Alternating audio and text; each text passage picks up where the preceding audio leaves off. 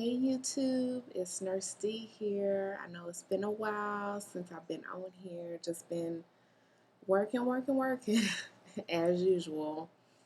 I've probably had a total of maybe 4, possibly 5 days off. Um, in the 2 months I've been here now on assignment in Texas. So I haven't had much time to do any videos in a while.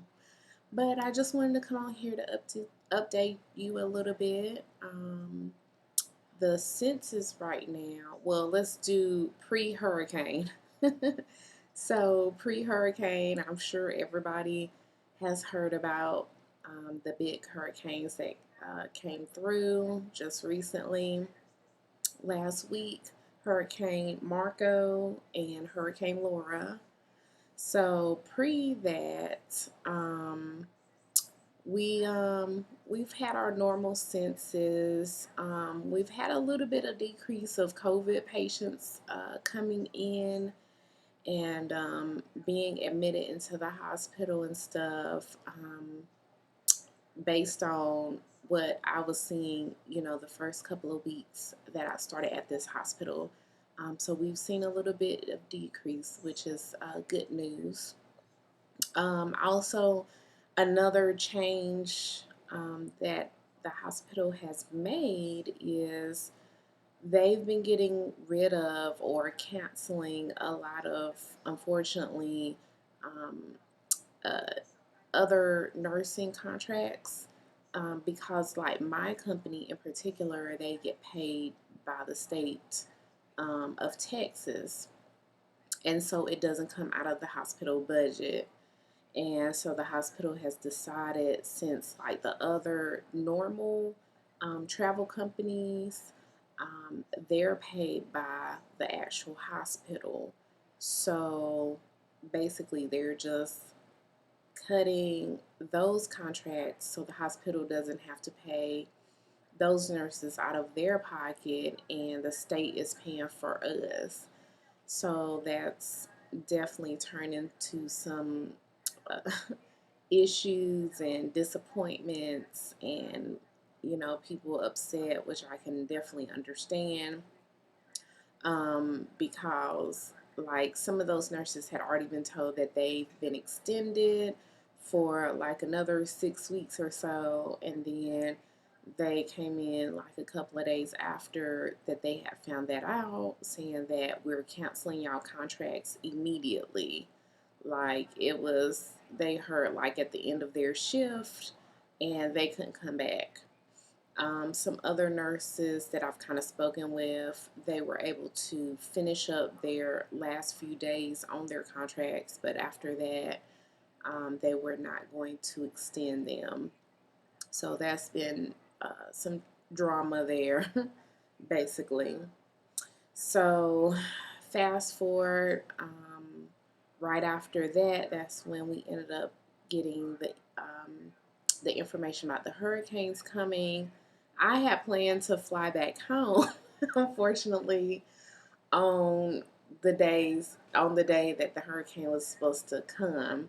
So I just ended up canceling my flight, or I actually rescheduled my flight for in 2 weeks to fly back home, just for like less than a 24-hour period. I just got some business I need to take care of. So I've gotten that situated and planned. So as you may or may not know, the first hurricane that came through on Monday or Tuesday of last week, Hurricane Marco, ended up basically ended up being like maybe a hurricane 1 or a level 1. I can't even remember, category 1. um, and it just ended up amounting to pretty much nothing. Like we just ended up getting a little rain, and that's about it. And then with Hurricane Laura, um, she ended up being Category 4, by by the time she hit landfall, if I'm not mistaken.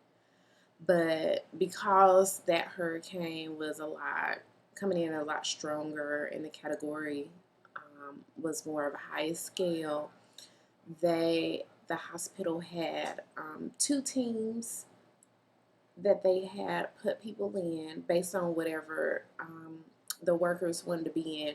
Team A is supposed to be for the staff that decided to stay here during the hurricane, and to be committed until after the hurricane passed. And then Team B is where the staff that decides to come in to relieve Team A once the hurricane has passed, and then they all come in to relieve us. So Team A basically, um, once the hurricane is about to come up, like we had to basically spend a night at the hospital until the hurricane passed. So that was kind of the plan. So of course I just decided to be on Team A. And I'm like, if you haven't been looking at my videos, look at my past videos. I'm here in Port Arthur, Texas. So we were actually straight, like in the direct path of Hurricane Laura. Um, so they had actually made it a mandatory evacuation for the city or town that I'm in for all the residents. And anybody that decided to stay was basically on their own. The only thing that didn't shut down was the hospital. We were required to stay open, and thankfully, surprisingly, the police, even though I was told that like the police departments and stuff would also evacuate here. So basically, if there was criminal activity or whatever, you would get no help at all. So not only the regular businesses, but also, law enforcement and stuff. But surprisingly, um, some of the police officers and stuff like that, they actually stayed at the hospital with us. So they were basically our protection for the hospital. So they spent the night too. And also SWAT. Yeah, I was very shocked. I was shocked that they even had a SWAT team here. But yeah, SWAT also spent the night at the hospital with us. So we were very protected and didn't have nothing to worry about, because I was like, oh my gosh, I don't have anything on me like protection, because I thought we were going to be out here just by ourselves and having to protect ourselves. Yes, we have security at the hospital, but they don't have like guns or anything like that, just in case folks start acting crazy, because you just never know in a disaster or this type of situation where it could have ended up really bad, and um, people just don't think um, logically, and they think of just trying to survive for themselves. So you just never know. But anyways, but yeah, so that was refreshing to know. Um, the hospital set us up, like they assigned us different places in the hospital, where my place was supposed to be in a big auditorium room where they had these little blow up mattresses, and that was absolutely horrible. The blow up mattress was like maybe 4 to 5 inches thick. It was like literally this thick off the floor. And it of course was in there with a bunch of other beds, like somebody like 3 feet, three, like maybe 2 feet from me, and then their bed was right there. So we were like all supposed to be piled up in this little room, and I was like, oh my gosh. And then with the mattress just being so flat, basically, I was like, oh my goodness. And this is where you get into politics at the hospital. So supposedly, I heard that um, some of the staff up on the floors because another thing that happened is we evacuated a lot of the patients out of our hospital. Especially, we end up evacuating all of the ICU patients and transferred them to other hospitals. And then we also transferred a lot of the other patients. So we were left with only maybe 40 or 50 patients in the hospital. And supposedly, what they said was because they wanted to make sure there was enough rooms in the hospital for the staff to be able to sleep in. Well, I would have thought that just the travelers would be getting just like the basic stuff, like the mattresses on the floor and stuff like that, and their permanent staff would all be getting like the hospital room beds, basically, or getting a room upstairs in the main room. But I was hearing that some of the staff and families were getting several rooms.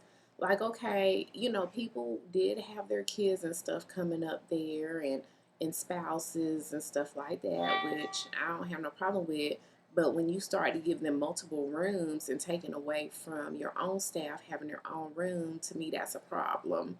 If you want to have your husband, kids, and stuff like that, y'all all need to be in one room. That's for one staff member.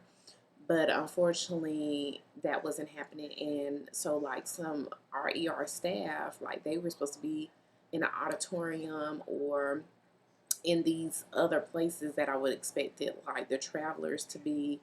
And even some of our pregnant ladies, like, was supposed to sleep on a mattress. Like, you should be accommodating, definitely pregnant people, especially when they're almost due. But yeah, so that was kind of shady. But anyway, so we ended up after some of the staff found out about that, it was like, oh no, we will be turning some of these ER beds into rooms and using these stretchers and stuff like that. So that's what we decided to do. So because of course census was definitely low, like we only have maybe 2 or 3 people in the ER at a time at this time because everybody was supposed to be evacuating. But of course, not everybody evacuates, and then people coming up to the hospital for just little stuff and also looking for shelter. And that's another thing I'm gonna get to. Oh goodness. But yeah, so I ended up staying in one of the hospital rooms, which I'm gonna show you in this video, with another lady. So we were either doubling up on the rooms. So we just pulled 2 beds. If we were able to triple up, we was. But in my room, it was only enough room for 2 beds. So I slept in the ER. And so yeah, so back to the patients coming in. So, oh my goodness, we had people coming in where their families had left them because um, they had some type of, like, they were amputees or paraplegics or had dementia, whatever. But the family, they were living with the families, and the families were literally abandoning them and calling 911, making up some type of thing that was wrong with them, which nothing was wrong with them. And they were telling ambulances, well, we're going to Houston. Bye. See ya. See you later. Mama, next week or whatever. So they were basically trying to dump their loved ones and just leaving it. I mean, it's basically abandonment. And it was absolutely horrible. And the ER, the hospital, is not a place for shelter. We are not a shelter place. We are a place for sick people or emergency situations. And so it just ended up, we had a lot of issues. We had to do a lot of phone calls. They did have a shelter here for people with, like, that couldn't get out because of finances. And we basically had to ship these people or provide transportation to these shelters where they were bussing out people. And unfortunately, we had to send people that were paraplegic and stuff like that. And you know, it's not really appropriate because they don't have the appropriate care, but their families just left them, and then they wanted to fuss at us because we wasn't keeping their loved one. When you're up in Dallas, you done left your loved one. And one, and then it was another lady, she had dementia, and her family went to Austin or something, and was like, okay, I'll see you next week, and called 911 talking about she fell, which I don't believe. And of course, they didn't find anything with her, so we were discharging her. And her family's like, well, we've already left the state. Well, we already left the area and stuff because of the evacuation. It was like, you gotta come back and get her because she can't stay here. That's not what we're for. So they had to, her son drove back and had to come back and come pick her up and take her, you know. But it's absolutely hard, but I don't understand, you know. But then again, on the flip side, they're probably getting a monthly check to take care of their loved one, and they ain't got no problem with that. But they over here leaving, you know, their loved one when it's a hurricane. I've never seen such a mess in my life. But anyways, but yeah. But I'm gonna show you here my room and stuff like that. So stay tuned.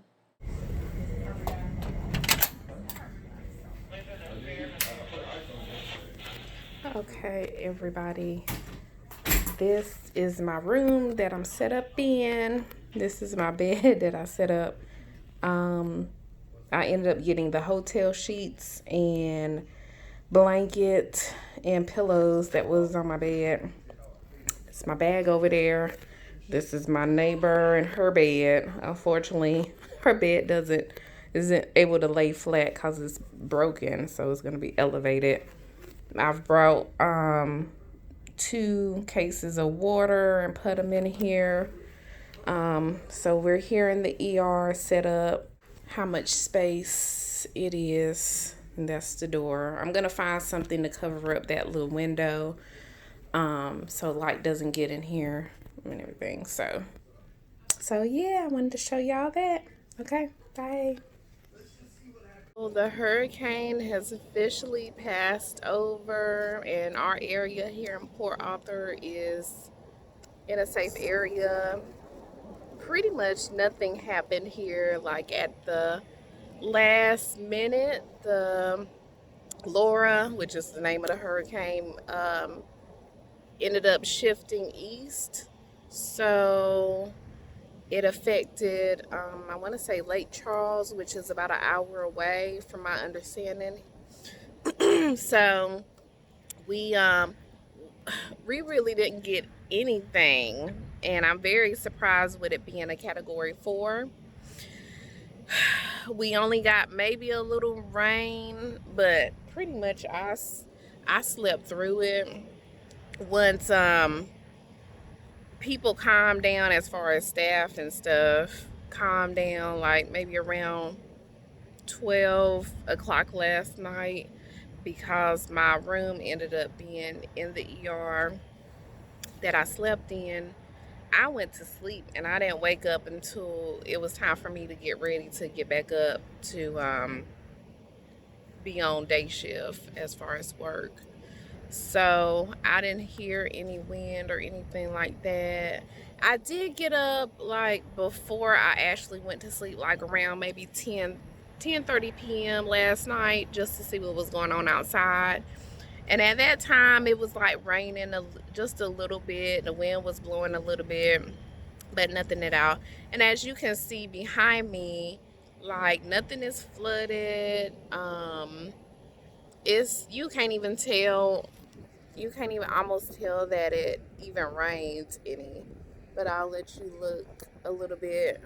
And actually, because I'm out here in front of the hospital, and the building right here, that's my hotel. However, a lot of places around here don't have power, and my hotel over there doesn't have any power. The hospital doesn't have power, but we are operating on a generator, so we are fully functioning and stuff.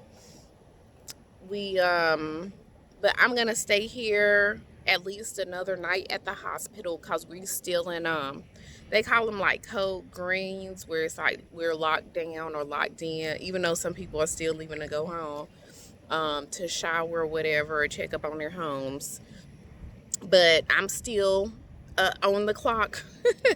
So we've been paid every single hour that I've been here, even while sleeping and stuff. So they're saying that they probably will cancel the code green tomorrow. That's what it looks like. So once they cancel the code green, then Team B will come in here to relieve us to take over. So depending on how I feel, I don't even know if I'm actually take a day off of work. Um, I'll probably just come in the next day on my regular shift. So, but I'll see.